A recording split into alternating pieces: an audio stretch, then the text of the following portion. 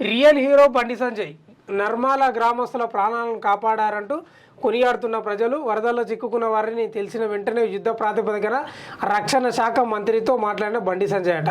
బండి సంజయ్ విజ్ఞప్తి మేరకు 4 ఆర్మీ హెలికాప్టర్లను పంపించిన రక్షణ శాఖ నర్మాల వరదల్లో చిక్కుకున్న 5 ప్రాణాలను కాపాడిన 2 ఆర్మీ చాపర్లంట. మరో 2 హెలికాప్టర్లను సిరిసిల్ల జిల్లా కేంద్రానికి పంపిన అధికారులు ముంపు బాధితులను ఆదుకునేందుకు ఎన్డీఆర్ఎఫ్ సిబ్బంది అప్రమత్తం చేసిన కేంద్ర మంత్రి అంట.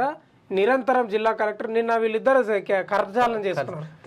ఈ ప్రెస్ మీట్లు పెట్టినప్పుడు అసలు మామూలుగా ఉండదు, ఇక దొరికితే కొట్టుకుంటారన్న విధంగా మాట్లాడతారు. బండి సంజయ్ దొంగ లంగాని కేటీఆర్ ఒక దొంగ లంగాని బండి సంజయ్ ఇట్లా లీగల్ నోటీసులు కూడా పంపించుకున్నారు. వీళ్ళది ఎట్లుంటారంటే నాకు సంవత్సరానికి 2-3 సార్లు లీగల్ నోటీసులు పంపించుకుంటారు. నన్ను అంటాడా అని చెప్పేసి ఒక 4 రోజులు కూడా కాలేదు, 4 రోజులు కూడా కాదు లీగల్ నోటీస్ పంపించుకొని. ఇక్కడ విషయంలో వీళ్ళ కార్యచాలనం చేసుకుంటే వీళ్ళకంటే ఆనందం వీళ్ళ మొత్తం దుంకుతుంది కార్యకర్తలు. ఇటు కేటీఆర్ అటు బండి సంజయ్ మొత్తం అసలు విరజిమ్ముతుంది వాళ్ళ నవ్వు. వీళ్ళ ఇద్దరు మంచోళ్ళే, ఇద్దరు బానే ఉంటారు. వాళ్ళ కోసం సోషల్ మీడియాలో రోడ్ల మీద కొట్టుకుంటారు. వీళ్ళు తొడలు కొట్టుకొని మెడలు రాసుకొని రక్తాలు కాసి వీళ్ళు ఒక్కసారి 4 రోజులు 2 వారాల ముందు ప్రెస్ మీట్ చూసి కేటీఆర్ది ఎవడు బండి సంజయ్ నేను లీగల్ నోటీస్ పంపిస్తాను, నేను ఫోన్ ట్యాపింగ్ చేసిన బండి సంజయ్ దగ్గర ఏం ఆధారం ఉందని చెప్పేసి కేటీఆర్ విపరీతమైన సవాళ్ళు, మామూలు సవాళ్ళు కాదు. ఇక ఇప్పుడు ఈ పిక్చర్ చూస్తే వీళ్ళ యొక్క కలయిక చూస్తే కార్యకర్తలు నిమ్మలంగా ఉండాలి. ఇంకా గల్లలు చింపుకొని మా వాళ్ళు ఇంత మీ వాళ్ళు ఇంత తూకిత్తా మైకిత్తా తెలుసా. మన దగ్గర ఈ సాంప్రదాయం ఉంది వాస్తవంగా కూడా, ఆంధ్రాలో లేదు. మళ్ళా ఇట్లా అట్లా చూసుకుంటేనే ఒక సామెత ఉంటది, రాజకీయాల్లో శాశ్వత శత్రువులు శాశ్వత మిత్రువులు ఉండరు. ఇది నిదర్శనం నిన్నటి.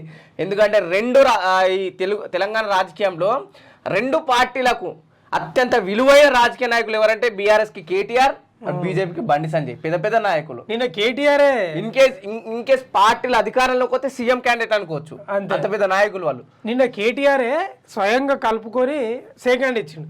అన్న మంచిగా పని చేస్తున్నామని భుజం తట్టడం. ఇక అక్కడ బండి సంజయ్ కార్యకర్తలలో బండి సంజయ్ నాయకత్వం వర్దిలని వాళ్ళు, వీళ్ళు కేటీఆర్ గారి నాయకత్వం వర్దిలని. అంటే ఇంకోటి ఏంటంటే సిరిసిల్ల కరీంనగర్ చెందింది కాబట్టి అక్కడ ఉమ్మడి కరీంనగర్ జిల్లా ఎంపీ కూడా బండి సంజయ్ కావడం, సో సందర్భం అనుగుణంగా వాళ్ళు కలిసి. అంటే పూర్తి స్థాయిలో ఒకటి మాత్రం ఈ మ్యాటర్తో గుర్తుపెట్టుకోవాల్సింది ఏంటంటే వీళ్ళు ఎప్పటికీ శత్రువులు గారు. ఒకవేళ బండి సంజయ్కి నచ్చి బీఆర్ఎస్కి వచ్చిన ఆశ్చర్యపోవాల్సిన అవసరం లేదు.